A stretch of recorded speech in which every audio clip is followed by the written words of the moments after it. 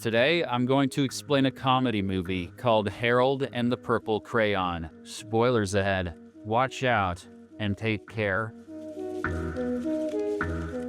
The movie opens as author Crockett Johnson tells us about his creation, a boy named Harold who has a magic purple crayon. Harold can draw whatever he wants, and it immediately comes to life. The kid draws himself two friends, Moose and Porcupine, and from this point onwards, they will always be close to each other. Just as Harold becomes an adult, his world continues to become bigger, and that's not just because of what he drew himself in his pants, and his imagination keeps on expanding, as do his pants. One random day, Harold begins to question his existence and wonders who drew him. The narrator doesn't reveal his name, but promptly replies that Harold is his creation. He adds that he lives in the real world, where things are much more complicated. Harold is curious to know more about this world and exclaims that it must be a wonderful place to live in. However, the narrator doesn't say much before leaving his creations for the night. The next morning, a curious Harold has a long list of questions concerning the real world. He begins to blurt out these queries, but the narrator doesn't reply at all. Harold thus decides to go to the real world to find the narrator, who he calls the Old Man. He uses his crayon to draw a door that creates a portal to the next dimension. Harold, Moose, and Porcupine are all amazed by the color emanating through the door. He then decides to go through, but Moose is hesitant because the Old Man warned that the real world is much more complicated. Nonetheless, Harold tells his friends to stay in case the Old Man comes back, and then jumps into the portal. He zooms through a colorful space before landing in Rhode Island. As a real human, Harold is instantly taken aback by the colorful view and how everything is in 3 dimensions. Meanwhile, Porcupine tricks Moose into having a peek at the other side of the door. She then uses her quill to poke him in the backside, essentially pushing him all the way through the door. Moose turns into a human and soon lands on Rhode Island, but Porcupine is left behind. On the other hand, Harold figures out that the people of the real world can't relate with him because of his clothes. He goes over to a nearby clothing donation booth and changes into a used pair of overalls. This is when Moose also shows up, and the two friends take a moment to enjoy how beautiful the real world is. They look around and suddenly spot an elderly man sitting on a bench. Immediately, they rush over to the spot, thinking they are about to meet their supposed creator. But the old man has never seen these two guys before and tells him to bugger off. Unfazed by the incident, Harold draws a bicycle using his purple crayon and brings it to life. The two friends then head out of the elsewhere. Porcupine also manages to open the portal. After a bit of struggle, she soon lands in the same park in Rhode Island, having transformed into a human. Meanwhile, Harold rides his bike carelessly on the road and almost hits a car carrying a mother, Terry, and her young son, Mel. She manages to swerve just in time, but the car smashes into the sidewalk. Terry quickly comes down to check if the strangers were hit by their vehicle. Thankfully, no one is hurt, except for Harold, who has a small cut on his thumb. Terry attends to his injury and then discovers that she has a flat tire. While she is busy calling for help on her phone, Harold quickly draws a spare tire. Mel, who just saw the stranger conjure up a tire from thin air, is left speechless. He thus comes out and quickly introduces himself to the two men. The strangers fix up the car and Terry offers to drop them at their destination. However, it quickly becomes clear that neither Harold nor Moose knows where exactly they want to go. They do not have a place to stay, and the only thing they know is that they are here to see their old man. Mal thus pleads with his mother to let them stay at their house for the night, and she reluctantly agrees. Sometime later, they arrive at their destination, and Terry shows the strangers their room. Harold discovers that Terry is a musician, but she tells him that it was just a childhood dream. She left music long ago and now works at a store as a floor assistant. Later that night, while Moose sleeps, Harold gets to have a conversation with Mel. The kid shows off his drawings and talks about his imaginary pet, a flying lizard named Carl. Mel goes on to reveal about the tragic demise of his father and how his mom hasn't really been herself since his death. He promises to help find the old man if Harold can help make his mom happy again. Sounds like 2 for the price of 1 to me, kiddo, says Harold. As the two form a friendship, Harold shows how he was able to bring out the tire using his magic crayon. He even lets Mel draw with the crayon, and the kid draws a spider fly, a creature that has the body of a spider but wings like a fly, a proper eldritch nightmare. In the meantime, Porcupine goes on around the city looking for Harold. She can smell his scent and sees seems to be on the right path to find her friends. Her search, however, is quickly interrupted when she gets distracted by a house with purple flowers. Thinking that Harold is leaving her some clues, she ends up breaking into the house. Porcupine makes herself comfortable by eating a pie from the kitchen, but then the alarms go off. She runs away after hearing the loud blaring noises just as the house owner calls the cops. The following morning, Terry asks the strangers to leave, pointing out that she has to go to work. Harold promptly agrees and gives half of his magic crayon to Mel before leaving, but the kid follows the two in search of the old man and takes a long route to school. While walking across the neighborhood, Harold comes across a pamphlet advertising the local library as the place where you can learn about anything. Mel then takes them to the biggest library in town, hoping to gather some information that may help find the old man. After some time, the trio finally reaches their destination, where they find Gary Natwick, the librarian and a failed fantasy writer. He is having a reading session with people who aren't really interested in his book. Harold soon finds out that the main heroine in Gary's novel looks awfully similar to Terry. It is obvious that the librarian has a crush on her, a fact that he tries to hide from Mel. However, the kid is aware of this and even uses it to coerce Gary into assisting Harold. The librarian promises to help, but makes it clear that he is only doing so because he respects Terry. Unfortunately, Harold only knows that his creator is called the Old Man and is a very kind person. Gary scoffs and sarcastically says that the only way they can find him is by flying up a sign in the sky. Harold, who comes from a universe where everything is possible, thanks the librarian for this brilliant idea. Following this, the trio heads to the parking lot where Harold uses his crayon to draw a plane. When Gary sees this, he immediately realizes where the two strangers have come from, but before he can interfere, the three friends take to the skies in their brand new aeroplane. They leave a message for the old man in the sky, asking him to call them, but the number they have left behind belongs to Terry, and her phone immediately begins to explode with hundreds of calls. "I'm old, sugar, but I age like brandy." Shortly afterward, the Mel then goes to school, but while he tries to sneak in, he's stopped by two bullies. They try to steal his whistle, the one he wears around his neck to call his imaginary pet Carl, but the kid isn't going to let that happen, and he elbows one of the bullies in the face, giving him a bloody nose. The commotion only stops when a teacher intervenes and sends them to the principal's office. On the other hand, Harold and Moose go over to Ollie's, the superstore where Terry works. They are amazed by how big it is as they go through the items. Moments later, Terry sees Harold and Moose enjoying the massage chair at the retail store. She expresses her irritation that so many elderly men are calling her. Just then, Terry gets yet another phone call, but this time from the school principal, who informs her that Mel has gotten into trouble. Realizing that Terry needs to immediately head out, Harold and Moose volunteer to fill in for her. Things don't go according to plan though, as barely 6 minutes into the retail job, Harold and Moose begin questioning the concept of working. This kid's movie just got dark. Meanwhile, Terry fetches Mel from school and tells him that he needs to let go of Carl and start making real friends. The kid tries to make her see that he is friends with Harold, but Mom doesn't like that idea. She fears Harold will fill her son's head with magic conspiracies. Back at Ollie's, Moose gets distracted by a large TV screen that is currently playing a nature documentary. Harold, on the other hand, uses his magic crayon to draw a live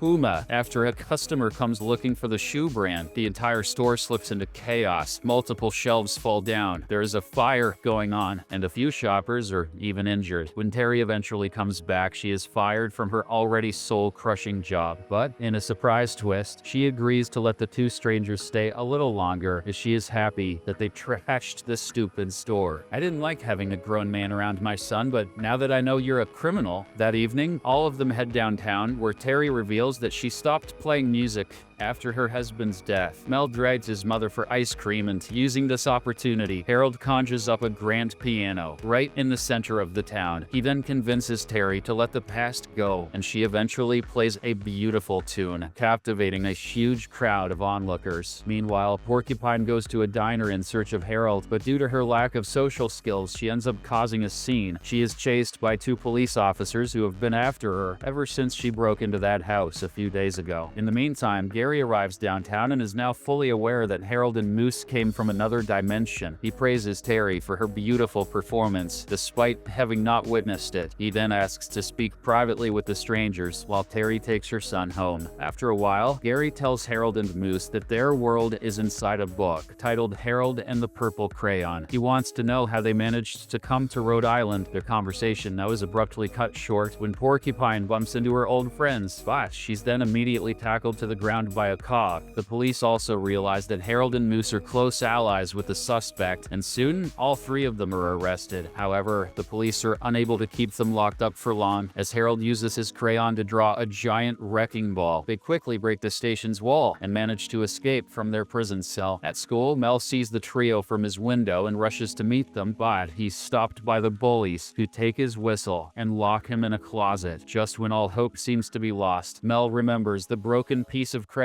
that Harold had given him. How'd he forget about that? He immediately uses it to bring his imaginary pet Carl to life, and the flying lizard bursts out of the closet. It frightens the life out of the bullies and helps Mel escape. Moments later, the kid meets up with his friends, who tell him about the book that they came from. Mel recognizes the author, Crockett Johnson, and offers to take them to his house, which is barely 20 minutes away. What child knows strangers' addresses like that? Porcupine then takes the wheel, and they immediately set off. When the group arrives at Johnson's house, they meet Mrs. Barnaby, the caretaker. She unfortunately reveals that Johnson has passed away, and that the house is now a museum, showcasing his artwork. Just then, Terry shows up at the spot and reprimands Harold for interfering in their lives. She accuses him of turning things upside down and asks him to stay away from her son. Following this, a depressed Harold feels like everything has been a waste of time. His spirit begins to wane, which causes everything he has drawn, including Moose and Porcupine, to vanish. Unbeknownst to him, things are about to get even worse, as Gary soon finds him. The librarian takes Harold to his home and tricks him into handing over the purple crayon. Gary then shows his true colors by imprisoning Harold and vows revenge on the world that rejected him. Meanwhile, Terry and Mel are returning home when suddenly a tire from their car vanishes into thin air. This makes the kid realize that something bad is going to happen soon. He thus runs away to the library, guessing that Harold must have come to Gary for help. Unfortunately, the kid is also captured and put in handcuffs by the librarian. Gary then creates a chariot and heads into town, determined to create his new world. Meanwhile, Harold feels like a failure, but Mel says that he has brought joy into the lives of several people. The kid then takes out his broken piece of crayon and uses it to draw a key, freeing both of them from their shackles. Soon afterwards, Harold tracks down Gary and calmly tells him to give the crayon back. In a shocking twist of events, the librarian swallows Harold's crayon and transforms into a powerful entity who can create things out of thin air. Despite all the problems, Harold is in high spirits and optimistic about saving the world. This causes Moose and Porcupine to rematerialize, along with Mel's pets, Carl and the Spiderfly. The latter two then work as a team and end up retrieving the swallowed crayon, stripping Gary of his power and dismantling his creations. In the aftermath of this event, the group visits the Johnson Museum to learn about Harold's origins. Miss Barnaby shows him a room where Johnson left a special note for him. It encourages Harold to maintain his confidence and continue inspiring others. After saying goodbye to Terry and Mel, Harold, Moose, and Porcupine return to their world. They are now equipped with crayons of various colors, ready to continue creating their adventures. Subscribe for more videos like this.